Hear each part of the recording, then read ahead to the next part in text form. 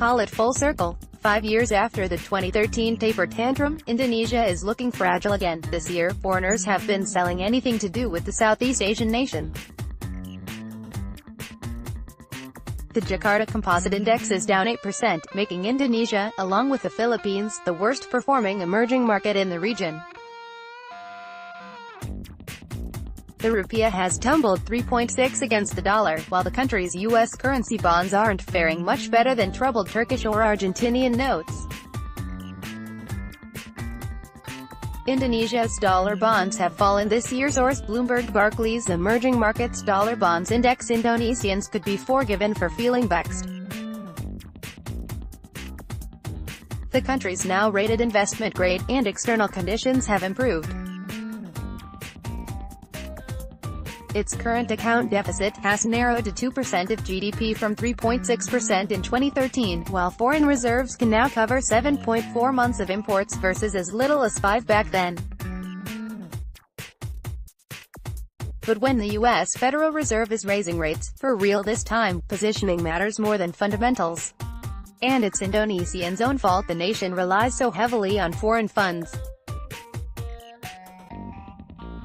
Of all the sovereign dollar bonds in Asia, Indonesia is the only country that offers deep liquidity as well as a full yield curve, with tenors ranging from 1 to 30 years. Many other nations have relied upon domestic markets for financing. China came to market last year with its first sovereign dollar bond since 2004. Vietnam, upgraded earlier this month by Fitch Ratings Limited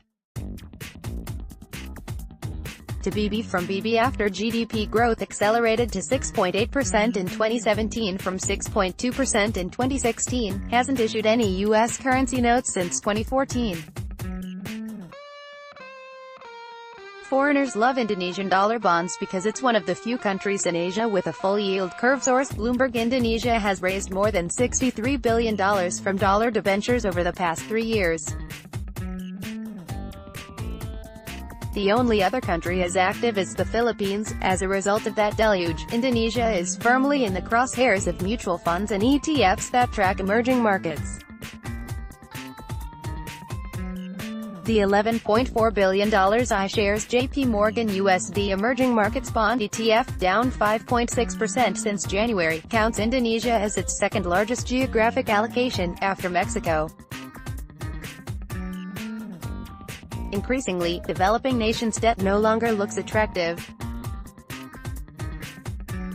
With Libra rising, putting funds into U.S. money markets seems a smarter move, particularly considering emerging market dollar bonds only offer a 2.6 percentage point spread over treasuries. Bank Indonesia Governor Agus Martowardojo will chair his final policy meeting Thursday, with economists expecting a rate rise. Indonesia posted its biggest trade deficit in 4 years on Tuesday, and the country's current account deficit is starting to narrow again. Indonesia's current account deficit has been improving since 2013.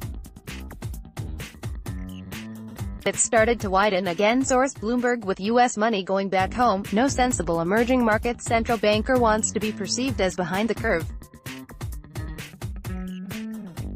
But a rate increase would only be an attempt to bolster investor confidence rather than signaling the start of a tightening cycle.